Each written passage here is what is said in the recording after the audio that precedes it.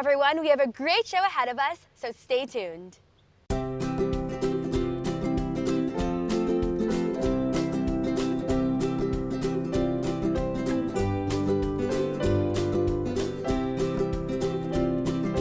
Welcome to The Morning After. I'm Nicole Kessler. And I'm Julien-Trice. So we are going to first start off with a very serious situation that is all over America, and that is clowns. Yeah, actually, I was reading up on it, and apparently the creepy clown situation started back in like 1981. Oh. There was talk of those sightings, I guess, but it's really crazy because I also heard like no one in America has been harmed, even though apparently everyone's seeing these clowns. But apparently a teenager in Sweden was allegedly stabbed by someone in a clown mask. So that's really scary. It's really scary to think that this is I kind of feel like for people, they're thinking that it's the new norm. Yeah. Like it's normal for, somebody to stand in a clown costume and scare people. Yeah. And it's not normal at all. Yeah, and I've actually noticed like they're saying in Halloween stores like clown costumes are kind of being sold out now. So it's like, all right, who is actually trying to just scare people or who's just being funny? Yeah, exactly. And a bunch of Connecticut schools have banned the use of dressing up as a clown for their students. So I find that really interesting. Oh, wow, that is interesting. Yeah. I mean, who wants to dress up like a clown? I think that's a good really point. scary. I think that's just weird. Yeah, it is weird, but now it's not weird because it's kind of become, like I said, a norm too. But I think the question is, are these rumors or is it true? Like, because it's a lot of talk from teenagers and students, accounts. social media. I mean, yeah, we've seen maybe a video of a clown swinging on a swing, but it's so creepy. And you know what? Now the next point is that Halloween safety. Halloween is coming up. Clowns could be associated with Halloween, especially horror clowns that have like blood and all that gruesome stuff. So like, what do you advise to students to be safe on Halloween? I think it's definitely important that you don't go anywhere alone, especially at night. Definitely. That's just scary. Don't be alone on Halloween. Yeah. I say, walk in large groups of people, and then when you're with those large groups of people, stay in highly populated areas. Don't walk through an alleyway. Yeah. Or definitely. Stay out late at night and, not have protection around you. Yeah, I agree.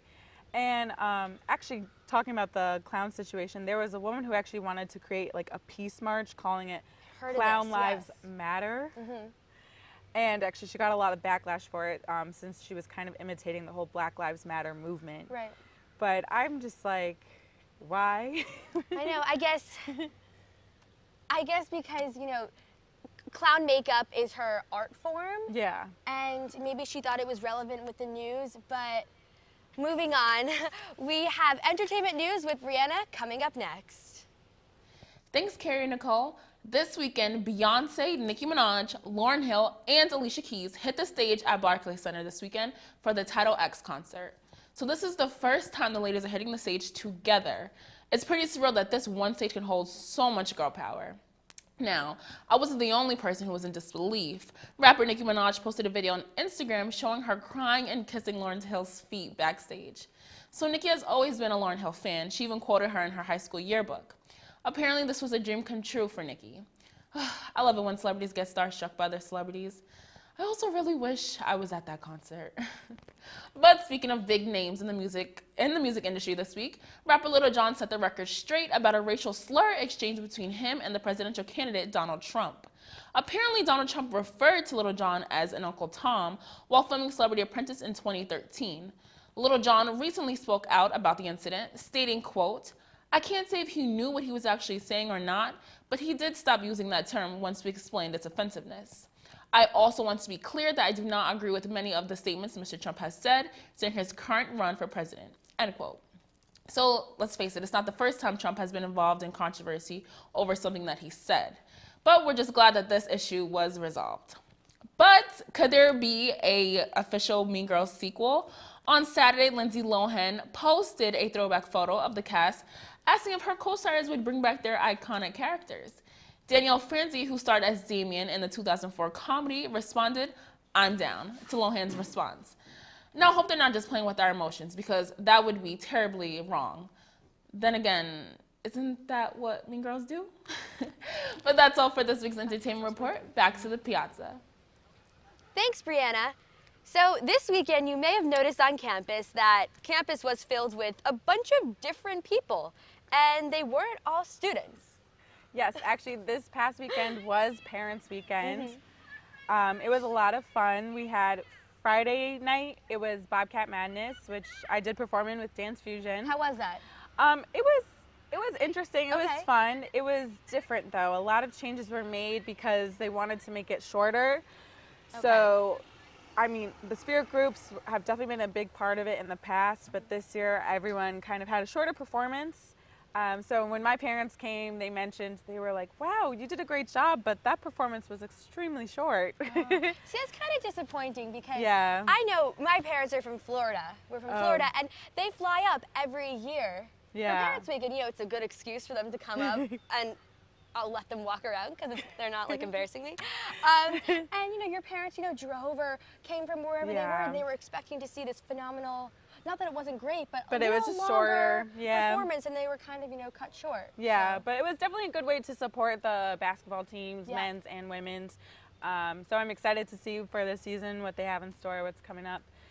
But did your parents come to visit? Yes, my parents came to visit. It was exciting. It was fun. I mean, the school puts on such amazing activities for the parents. Yeah, there's a lot to do. Yeah, so my parents, they went to every one. We went to go see Stop Kiss, the theater production, which was incredible. The acting was amazing. Yeah. Director was great too.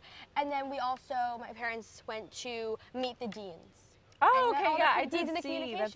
That's really awesome that Quinnipiac hosts that for each school, that the parents can go and meet with the deans and have breakfast and get to know more about the program. Yeah. So awesome. I think that's really great. I also read that there was a Zumba class for parents and students to take part in. I think the school does a really good job for Parents' Weekend. And the school makes it worthwhile for them to come. Definitely. I remember my freshman year when my parents came, because they came at least for 2 out of the 3 days. Okay. And there was definitely a lot for us to do. That's how we learned about the Quinnipiac and LA program, awesome. QNLA. Cool. So I feel like it's definitely a good way to bond, and especially after being on campus for some freshmen who haven't seen their parents, 6 weeks? That's true. It's a lot. It's a lot. That is a long time to go. I know some people can't go without speaking to their parents every day. So. That's me. I talk to my parents every day. Complain, good stuff. But coming up next, we have some fall DIY crafts with Ariel. Good morning, everyone. I'm Ariel Sabo, and I have your latest DIY fall crafts. In this segment, I'm going to be showing you how to make the easiest and craftiest things to keep in your dorm or around your apartment. The first one I will be showing you is a handcrafted pumpkin. If you want an easy decoration that only takes about 5 to 10 minutes, stay tuned and listen. First, choose whatever size you want for your pumpkin. I chose something small because I wanted to keep it on top of my desk. Next, you can either paint it a different color or have it stay orange. After that, I picked black glitter and used glue to make any type of design that I wanted. This is perfect, easy, and simple to make for a family member, friend, or a loved one. The next craft is a lighted mason jar. You can use glass or plastic. I went to the nearest CVS and bought a plastic mason jar. After that, you can either paint it whatever color or put leaves on the inside or outside on the mason jar, just like I did. This is a perfect decoration as a nightlight or can be used for pretty decor anywhere. The last craft I will be showing you today is called a golden glow. Sadly, mine broke, so I cannot be showing you all today, but on the screen you will be seeing it. All you need in order to make this is a candle, which you can use fake or real. You can fill it with candy corns just like I did, or any type of candle. This is beautiful decoration and can be a great gift. Hope these DIY crafts are great ideas for your fall dorm. That's all for today for DIY by Ariel. Back to you. So Kari, it's almost November. It's currently October 17th, and I don't know about you, but I am sweating. Yeah, I feel like maybe I shouldn't have sent my summer clothes home. Right? I could definitely wear shorts right now. I mean, honestly, what are the odds of this happening? So I have your 7-day forecast for everyone. Monday, today, high of 77 and a low of 61. And the sun is just going to beam bright and it's not gonna let up.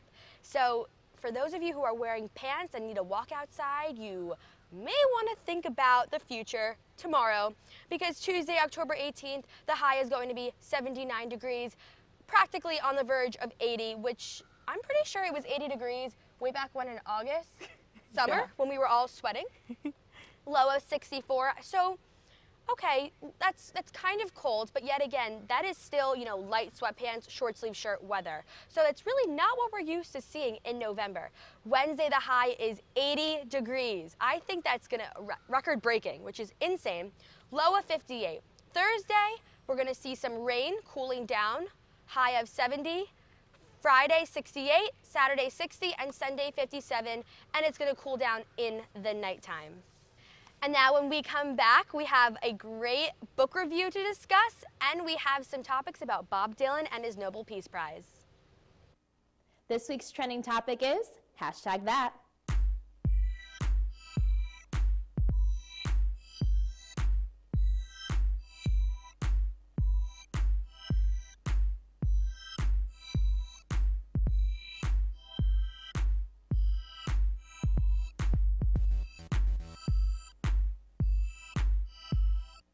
We are your source for Quinnipiac entertainment news.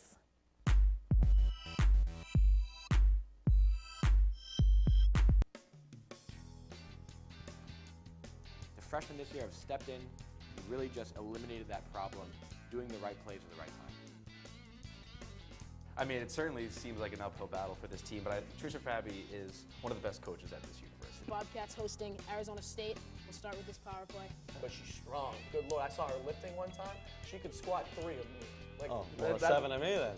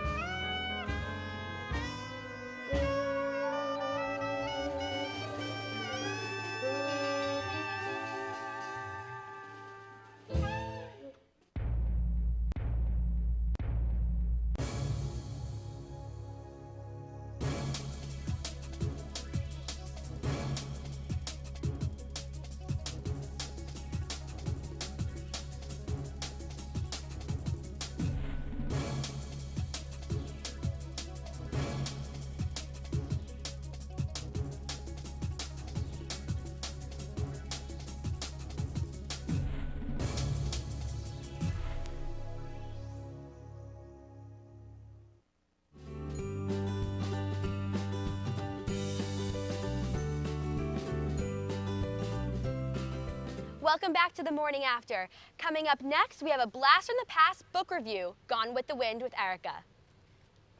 Thanks guys, Erica Bloomberg here for Blast from the Past book review. The 1936 classic Gone with the Wind takes us back in time to the Civil War. Author Margaret Mitchell spent 10 years writing this masterpiece, and it certainly wasn't time wasted. Possibly one of the most historically accurate novels, Gone with the Wind takes us back to the era of the Civil War through the green eyes of the determined Scarlett O'Hara. Seeing as how textbooks are always written from the winner's point of view, it was interesting to get another perspective. The novel focuses specifically on Atlanta and spans from before the war began to years into the Reconstruction era that preceded the war. The book spends the majority of the first of 5 parts on thorough character introductions, and boy do I mean thorough. You even get a couple of pages worth of history of the character being introduced, including past life events and relationships. This is not wasted, however, as it really does help you better understand the character as the story continues. Margaret Mitchell leaves nothing to the imagination in terms of how a character looks, behaves, and even how they walk. This thorough attention to detail really makes the story leap off of the page. If you've already seen the movie, don't worry. In trying to compress this 1,000-page novel into a 4-hour movie, some characters got cut out. The exclusion of these characters had a slight change on some of the book's original events, including a different feeling towards Scarlett's final predicament. But don't worry, the more famous lines such as "Tomorrow's another day" and Rhett's "Frankly, my dear, I don't give a damn" are both in the movie and the novel. I would highly recommend this book to anyone interested in more than just a good read. That's all I have for you today. Back to you guys in the piazza. Thanks, Erica. So, Bob Dylan won the Nobel Prize in Literature. Yep, Nobel Peace Prize. Yeah, at age 75, he is the first musician to win this award. Yeah, it's pretty, I think a great transition into how other people could win this like iconic award and it not be your typical, literature author. Exactly. Yeah, there's actually been a lot of talk and controversy over him winning this award because some novelists argue that, well, songwriting isn't exactly writing a book, and some argue that it is, like it's just as important. I do think song lyrics personally are a big deal. Definitely, and songwriting is a huge talent, so I think it's awesome that he won this award. Yeah, Bob Dylan was one of the greatest, most influential songwriters and poets of the 20th century. He wrote songs based on social issues and war and stuff that really matters, not just my boyfriend broke up with me. Stuff like that. So his songs really spoke and told a story and unlike I feel like what we mainly hear today a lot is just about love and heartbreak. Yeah. And I think it's very tough to create music based on the current issues that we're dealing with, but I think that's amazing that some people are able to create music like that. Yeah, and that's what made him so special, was that he was able to take these issues that were going on in America that were really detrimental and turn them into beautiful songs that we look back and and he was like also the first American to win this prize since 1993. Wow. I read. That's incredible. Do you think he influences anyone like nowadays? No, that's a good question because of our generation. So when I think of our generation, I think of Taylor Swift, Rihanna, Kanye West. Yeah. So I don't know. I really don't know. I don't know either. Someone who definitely has a big influence, I think, is Kanye. Yeah, his music is definitely, for sure. Influential. I definitely think that he could maybe one day. Yeah. Maybe. So coming up next, we have our top 5 horror movies with John Welsh. Thanks, guys. It's October, so to get in the mood for this month of Halloween, I thought it'd be best to take a look at the top 5 movies to get you in the mood for this spooky time of year. This list will feature new releases with the most interesting horror concept released in 2016. At number 5, we have Hush. The movie follows a deaf woman named Maddie as her home is invaded by a murderous stalker. The film differentiates itself by having the protagonist be unable to hear her attacker at any point, which allows for some suspenseful interactions, as well as giving good reason for why a slasher can move throughout the house without being noticed. At number 4, we have Don't Breathe. Similarly to Hush, Don't Breathe uses a disability to its advantage in order to supply an interesting dynamic to the killer genre. This time, the antagonist is the one with the disability, as the movie follows a group of teenage thieves as they try to outlive a blind man who doesn't take kindly to intruders, especially when they risk finding his horrible secrets. At number 3, we have The Forest, a psychological horror movie that takes great inspiration from the Japanese suicide forest of Akihabara. The Forest follows a woman and her reporter guide as they try to uncover the fate of the woman's suicidal twin sister, though the Forest seems more interested in influencing the 2 new trespassers. At number 2, we have 31. This little number seems to have been made for distribution during the Halloween of 2016, as it depicts carnival workers being made to play a maze game against murderous clowns. A Rob Zombie installment, this film survives on the fear of tight spaces and insane, murderous clowns. And at number 1, we have Train to Busan. A Korean zombie horror film, Train to Busan gives a nice take on a genre plagued with success from the likes of The Walking Dead and Dawn of the Dead. Given the entire film takes place on subway trains, the natural claustrophobia is combined with the horrifying idea that the only way to safety must be shared with the thing you're trying to get away from. That's all from me this week. Back to you in the piazza. Thanks, John. Coming up next, we have a movie review, and we're going to talk about some things that flight attendants don't particularly like on airplanes.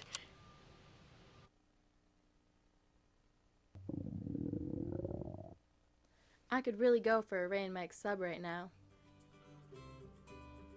Come to Ray and Mike's and try our Philly chicken and cheese for just over $4. giant cheesesteak subs, and mouth-watering boar's head sandwiches for as low as $4.75. Q-Cash accepted just a mile down the road on Whitney, here at Ray and Mike's.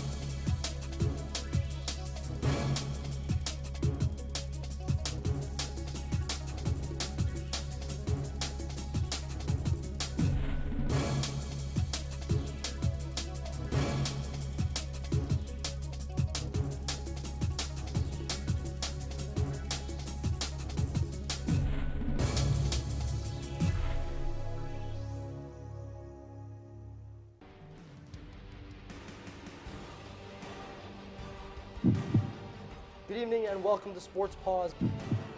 In the end, we're here to win the championship this year. Jess Fontana has that. She's going to take a ripper off the post, but she's going to come back. And my number one, hold your applause, Bobcats fans, is Quinnipiac. All right, Victoria, you know what time it is? It's top 5 plays of the week. My favorite time.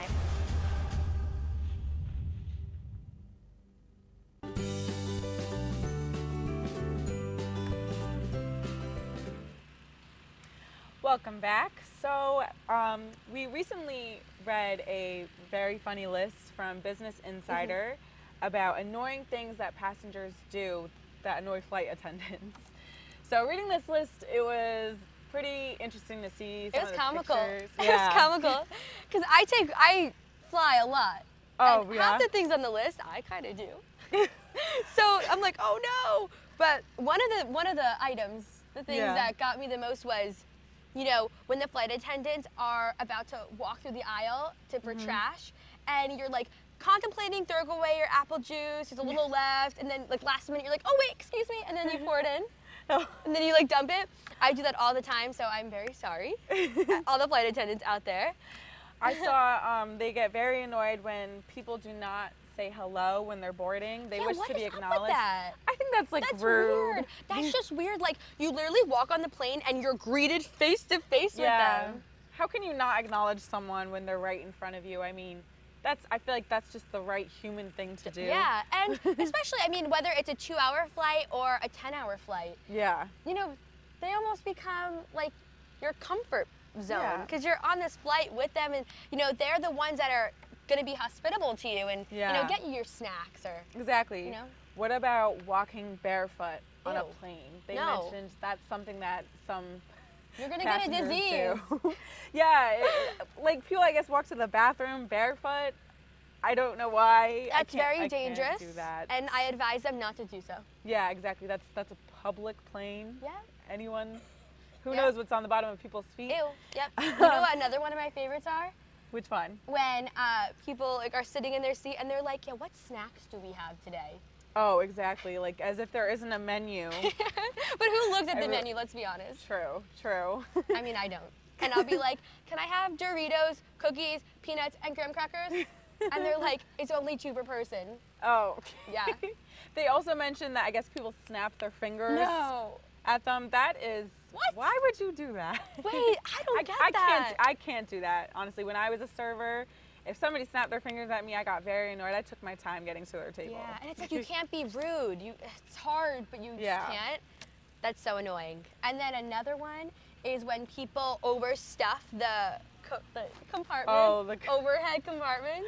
Overstuffing it, or some people decide to put their little purse in the overhead compartment. No. I don't understand why. You can keep that under your seat. Yeah, I mean, families that are traveling with large amounts of people and they each have, you know, their own separate carry-on.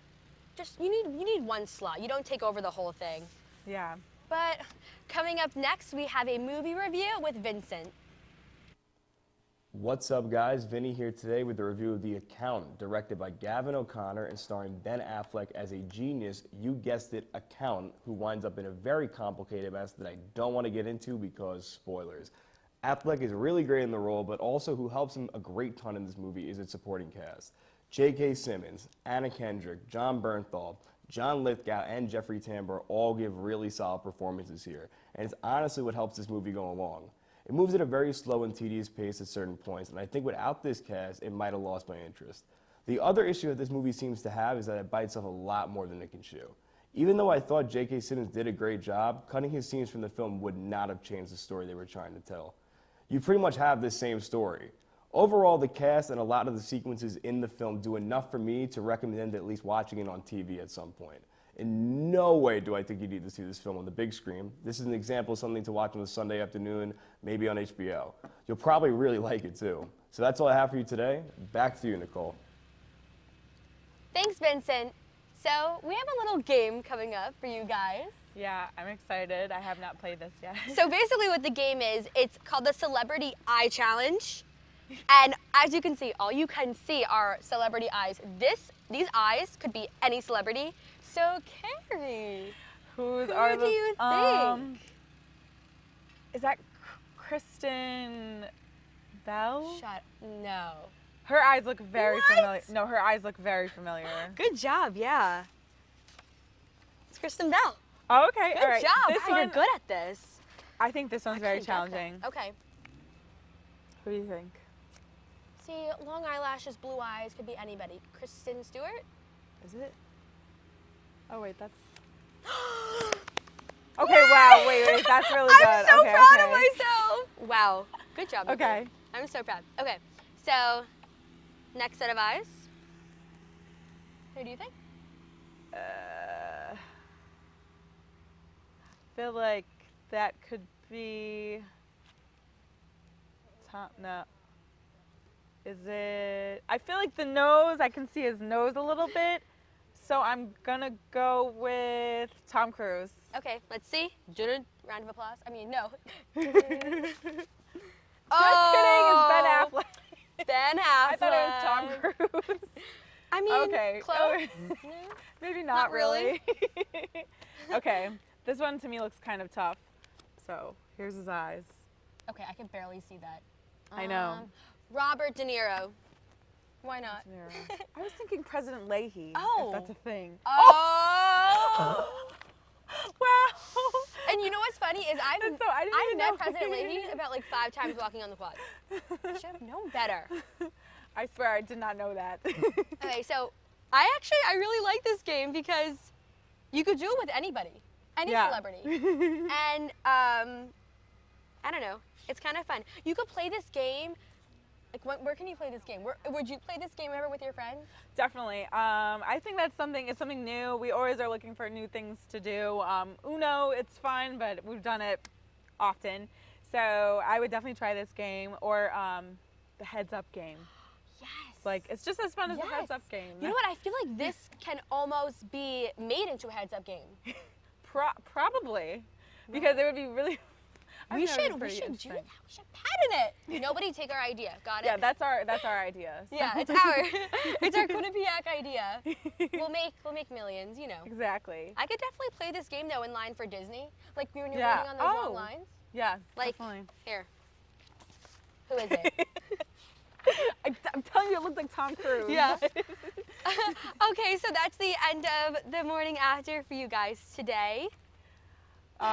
Stay tuned. Follow us on Twitter, Instagram, and catch us at Q30 Entertainment and Q30television.com. Q30 Entertainment is our Twitter handle and Instagram.